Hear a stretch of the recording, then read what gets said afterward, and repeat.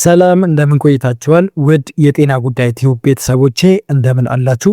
እንደምን ጊዜውም እንግዲህ የጤና መረጃ ይዤ ወደ እናንተ እየቀረብኩኝ የተለያዩ የጤና መረጃዎችን ሳጋራችሁ እናንተም ደግሞ የተለያዩ ጥያቄዎችን እየጠየቃችሁኝ ብዙ ጥቅም ያገኛችሁበት ቻናል ይህ ነው። እንግዲህ በዚህ ቻናል ደግሞ ዛሬ የምንመለከተው ሁለት እጅግ በጣም አስገራሚ የሆኑ አትክልቶችን በሻይ መልክ ስንወስዳቸው የሚሰጡንን አስደናቂ የጤና ጥቅም ሲሆን አብዛኛውን ጊዜ መድኃኒቶችን የምንወስደው ወይም ደግሞ ሕክምና ለማግኘት የምንሞክረው ሕክምና ከተሰጠን በኋላ የተለያዩ መድኃኒቶችን በመቃም ወይም ደግሞ ከሕክምና ቦታዎች በመውሰድ ወይም ደግሞ ከፋርማሲ በመግዛት በመውሰድ በሽታችንን ለማስታገስ ስንሞክር ቆይተናል። ነገር ግን ይህንን ከማድረግ ይልቅ በሻይ መልክ ወስደናቸው በፊት በመድኃኒትነት ወይም ደግሞ በመድኃኒት ዘርፍ ወስደናቸው ከምናገኘው ይልቅ በሻይ መልክ ወስደን የምናገኘውን ጥቅም ይበልጥ ከፍ የሚያደርጉትን ሁለት እጅግ በጣም አስደናቂና አስገራሚ የሆኑ ተክሎችን እናያለን ማለት ነው። ስለዚህ ወደ መረጃው ስናልፍ የእጽዋት ሻይ ለየት ያለ ለውጥ የሚያመጣው ከመድኃኒትነታቸው ባለፈ ሰውነታችን ፈሳሽን በቀላሉ የመቀበል ተፈጥሮ ስላላቸው ነው። እንደ ኪኒን በሆዳችን ውስጥ ተፈጭቶ ሳይሆን በቀጥታ ከውሃ ጋር ተዋህዶ ስለሚገቡ ወዲያውኑ ወደ ደም ዝውውራችን በመድረስ ፈጣን እፎይታን ለመስጠት ቅርብ ናቸው። በዚህ ላይ የፋብሪካ መድኃኒቶች ከአንድ ተክል ላይ አንዲት ኬሚካል ብቻ ለይተው ሲወስዱ በሻይ መልክ ስንጠጣቸው ግን የተክሉን ሙሉ ተፈጥሯዊ ይዘት አንድ ላይ እናገኛለን ማለት ነው። እነዚህ የተፈጥሮ ንጥረ ነገሮች ደግሞ እርስ በርስ እየተጋገዙ የመፈወስ አቅማቸውንም ያጎለበታሉ ማለት ነው። ከዚህም በተጨማሪ የሻይ ሙቀትና የሚወጣው ማዛ ራሱ የነርቭ ስርዓታችንን የማረጋጋትና የሆድ ዕቃ ጡንቻዎቻችንን የማዝናናት ትልቅ ኃይል አላቸው። ሰውነታችን ደግሞ ሲረጋጋ ራሱን የማፋወስ ብቃቱም ይጨምራል። በመጨረሻም በሽታን በመዋጋት ወቅት ሰውነት ከፍተኛ ፈሳሽ ስለሚፈልግ ይህ ሻይ መድኃኒቱ ብቻ ሳይሆን ሰውነታችንን በማጠበም መርዛማ ነገሮችን በሽንትና በላብ መልክ ጠራርጎ እንዲያስወግድም ትልቅ እገዛ ያደርጋል ማለት ነው።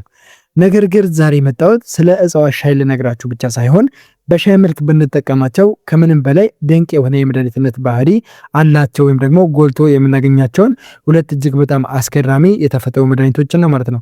ብዙውን ጊዜ ተፈጥሮም ሆነ በፋብሪካ የሚዘጋጁ የበሽታ መድኃኒቶች የአወሳሰድ መንገዳቸው ተመሳሳይና ውጤቱንም ለማሳየት የሚወስዱት የጊዜ መጠንም ተመሳሳይ ያለ ሲሆን ነገር ግን አሁን የምንመለከታቸው የተፈጥሮ መድኃኒቶች አወሳሰዳቸው ደግሞ ከወትሮው ለየት ያለና ፈጣን ፈውስ ለማግኘት የሚረዱትን ድብቅ ምስጢር ነው ማለት ነው።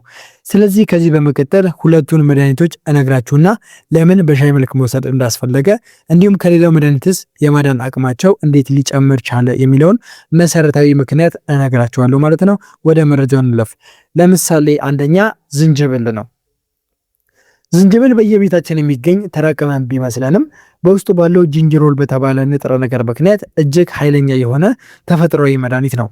ይህ ንጥረ ነገር ነው እንግዲህ ዝንጅብልን ያንን የሚለበለብ ጣዕም የሚሰጠውና ለጤናችንም ጋሻ የሚሆነው። ስለ ዝንጅብል ሻይ ስንናገር መጀመሪያ ወደ አእምሯችን የሚመጣው የጉንፋንና የጉሮሮ ህመም ቢሆንም ጥቅሙ ግን ከዚህ እጅግ የጠለቀ ነው። ለምሳሌ የምግብ መፈጨት ችግር ላለበት ወይም ደግሞ ሆዱን ለሚነፋ ሰው ዝንጅብል በሆድ ውስጥ ያሉትን የምግብ መፍጫ ፈሳሾችን እነሱን በማነቃቃት ነገሮች በፍጥነት እንዲስተካከሉ ወይም ደግሞ የምግብ መፈጨት ስርዓቱ በፍጥነት እንዲከናወን ያደርጋል። ሌላውና አስገራሚው ጥቅሙ ደግሞ የማቅለሽለሽ ስሜትን የመቁረጥ ብቃቱ ነው። በጉዞ ላይ ለሚያስመልሳቸው ወይም ደግሞ በእርግዝና መጀመሪያ ላይ ላሉ እናቶች እንደ ዝንጅብል ሻይ ፈጣን እፎይታን የሚሰጥ የለም። በተለይም ዝንጅብልን ዝም ብሎ በማኘክ በዱቄት መልክ በምግብ ውስጥ በማነስነስ ወይም ደግሞ በኪኒን መልክ ከማዋጥ ይልቅ ፈልቶ በሻይ መልክ ሲጠጣ የሚጨምረው ጥቅም ሚስጥሩ እጅግ ከፍ ያለ ነው። በመጀመሪያ ደረጃ ሙቀቱ ራሱ ትልቅ የሕክምና ሚናን ሲጫወት፣ ሞቅ ያለ ፈሳሽ ወደ ሆዳችን ሲገባ ደግሞ በሌላ መልኩ በጉሮሮና በሆድ ዕቃ አካባቢያችን ያሉትን የተቆማጠሩ ጡንቻዎች ወዲያውኑ ማዝናናት ይጀምራል።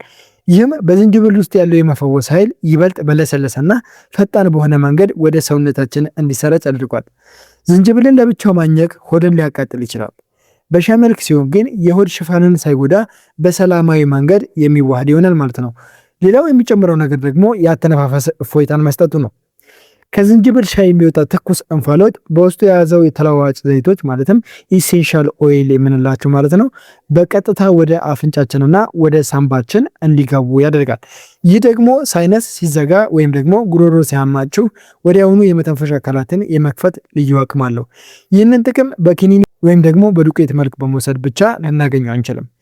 ከሌሎች ተመሳሳይ ጥቅም ካላቸው የኬሚካል መድኃኒቶች ለምሳሌ ለማቅለሽለሽ ወይም ደግሞ ለሆድ ቁርጠት ከሚወሰዱ ክኒኖች የሚበልጥበት ዋናው ነገር ደግሞ የጎንዮሽ ጉዳት የሌለው መሆኑ ነው።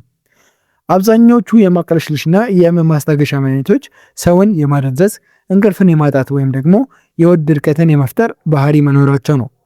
የዝንጅብል ሻይ ግን በተቃራኒው ሰውነትን ሳያደነዝዝና ሳይረብሽ እንዲያውም ንቁና ብርቱ አድርጎ ችግሩን ያስታግሰዋል ማለት ነው።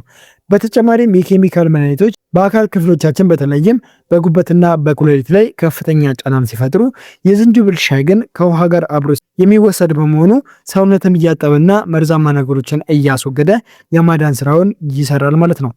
አዘገጃጀቱን ስንመለከት ደግሞ ትኩስ ዝንጅብልን በደንብ አጥባችሁ በቅጠጥኑ ከተፉት ወይም ደግሞ ፈቅፍቁት ማለት ነው። መፈቅፈቁ ደግሞ ትልቁ ጥቅሙ ምንድነው? በቀላሉ መድኃኒትነቱ እንዲወጣ ስለሚያደርግ ማለት ነው። በመቀጠል ውሃ ድስት ላይ ጥዳችሁ መፍላት ሲጀምር ዝንጅብሉን ጨምሩበትና እሳቱን ቀንሳችሁ ለ10 ደቂቃ ያህል ክዳኑት። ከዛም ደግሞ እንዲበስል አድርጉት ማለት ነው። ድስቱን መክዳናችሁ ወሳኝ ምክንያቱ ምንድነው?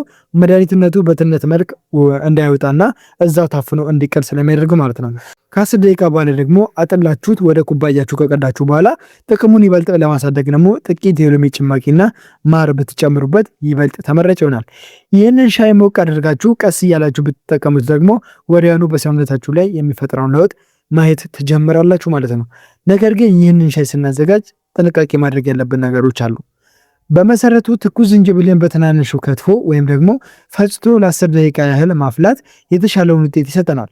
ነገር ግን ዝንጅብል የደም መርጋትን የመከላከል ተፈጥሮ ስላለው የደም ማቅጠኛ መድኃኒትን የሚወስዱ ሰዎች ወይም ደግሞ ቀዶ ጥገና ላይ አድርጎ የተቃረቡ ሰዎች ከመጠን በላይ እንዳይወስዱ ይመከራል።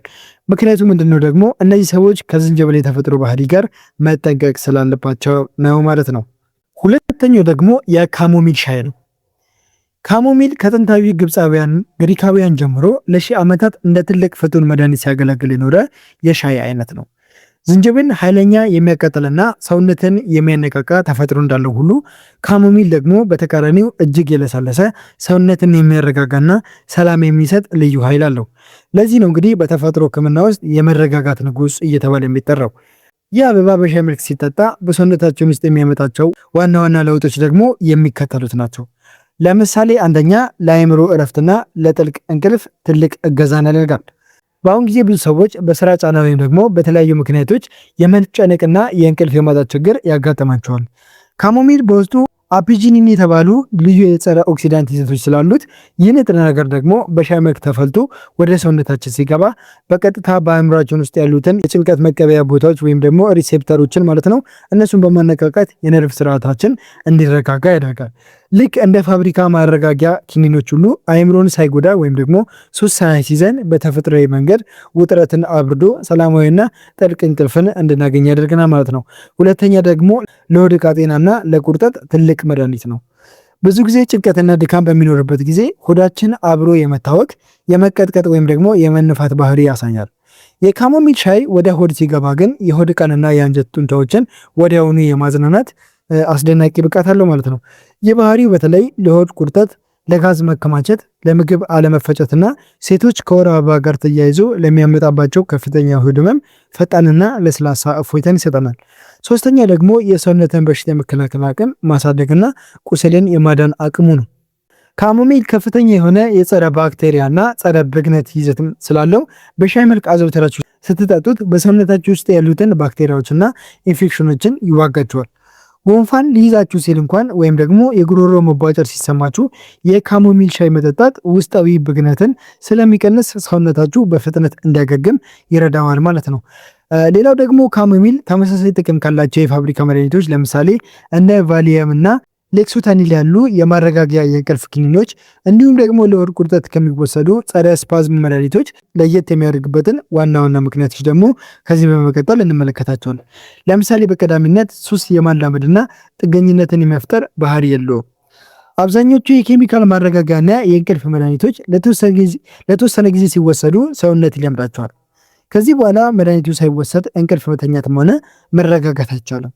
ካሞሚል ግን ሙሉ በሙሉ ተፈጥሯዊ በመሆኑ የፈለጋችሁትን ያህል ብትጠጡትም እንኳን ሰውነታችሁ በሱሱ ምክንያት አይጠመድም። እንዲሁም ደግሞ ባቆማችሁትም ጊዜ ምንም አይነት የመተው ምልክት አያሳየባችሁም ማለት ነው። ሁለተኛ ደግሞ የጠዋት መደንዘዝና ድካምን አያመጣባችሁም። የእንቅልፍ ኪኒን ወስዳችሁ ያደራችሁ ከሆነ ጠዋት ስትነቁ ራሳችሁን መሸከም ያቀታችኋል። የማዞር የመደንዘዝና የስንፍና ስሜትም ሊሰማችሁ ይችላል። ካሞሚል ግን የተፈጥሮ እንቅልፍ ዑደትን ሳይበጠብጥ አይምሮን ብቻ ስለሚያረጋጋ ጠዋት ስትነቁ ሙሉ በሙሉ ተደስታችሁ አይምሯችሁን በንቃትና በብርታት እንዲነቃቀም ያደርገዋል ማለት ነው። ሶስተኛ ደግሞ የጎንዮሽ ጉዳት አለመኖሩ ወይም ደግሞ ሳይድ ኢፌክት አለመኖሩ ነው። ለሆድ ቁርጠት ወይም ደግሞ ለጭንቀት የሚወሰዱ ሰው ሰራሽ መድኃኒቶች የሆድ ድርቀት፣ የአፍ መድረቅ፣ የእይታ ብዥታ ወይም ደግሞ የልብ ምት መጨመርን እንደዚህ የመሳሰሉ የጎንዮሽ ጉዳቶችን ያመጡባቸዋል።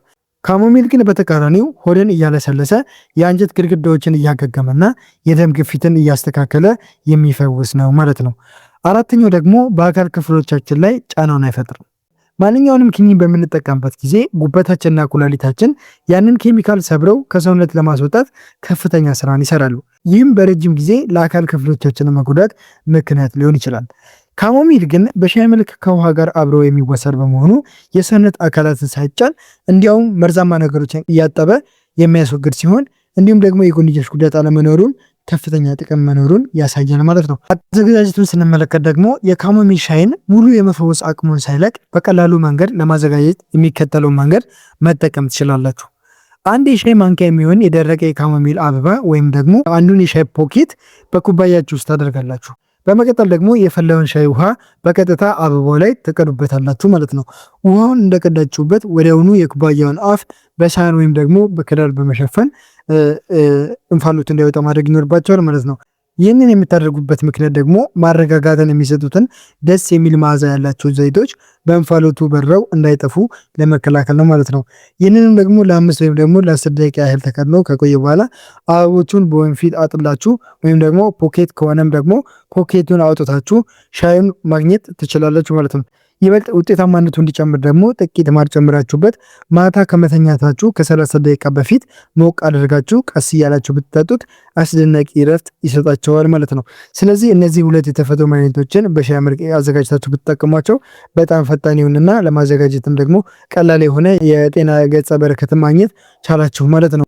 እንግዲህ ውድ ተመልካቾቼ በዛሬው ቆይታችን በሻይ መልክ ተፈልተው ሲጠጡ እንደ ተፈጥሮ መድኃኒትነት የሚያገለግሉትና በሰውነታችን ላይ ለየት ያለ ፈጣን ለውጥ የሚያመጡትን ሁለቱን ድንቅ እጽዋትን በዝርዝር አይተናል። ዝንጅብል የምግብ መፈጨትን የሚያፋጥን ማቅለሽለሽን የሚከላከልና ጉንፋንን በፍጥነት የሚያስታግስ ኃይለኛ ብርታት ሲሆን፣ ካሞሚል ደግሞ በተቃራኒው ውጥረትና የሆድ ቁርጠትን አብርዶ ሰላማዊ እንቅልፍን የሚሰጥ ወደር የሌለው የተፈጥሮ ማረጋጊያ መሆኑ ተመልክተናል ማለት ነው። እነዚህን ተፈጥሮ ሻዮች እንግዲህ በመድኃኒትነታቸው ዘርፍ ሳንቀንስ ከድኖ በማብሰልና በአግባቡ በመጠቀም ያለምንም የጎንዮሽ ጉዳት ሰውነታችንን ከውስጥ እያጠብን ጤናችንን በቤት ውስጥ በቀላሉ መጠበቅ እንችላለን ማለት ነው።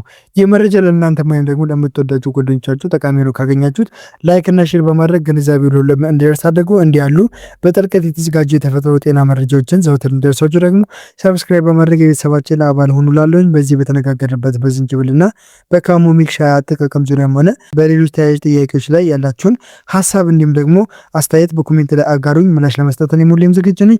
በቀጣይ ቪዲዮችን ደግሞ እናንተ ያስጨንቀኛል ወይም ደግሞ ይረብሸኛል ያላችሁትን የጤና መረጃ ባቀረባችሁት ላይ ንግግር የምናደርግ ይሆናል ማለት ነው። ስለተከታተላችሁን ከልብ አድርጌ አመሰግናለሁኝ። ሰላም ሁኑ።